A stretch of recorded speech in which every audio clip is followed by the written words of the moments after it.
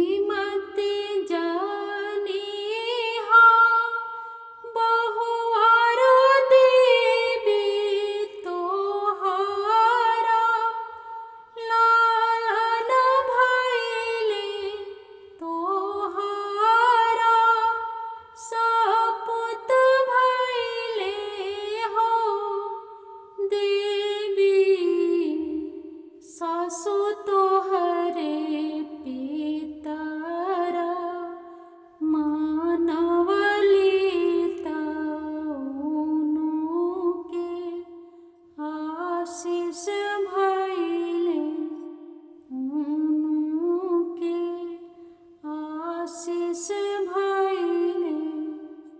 अरे मत जानिए हो कुमार बाबू, तोहारा लालन भइले। तोहारा सपूत भइले हो बाबू।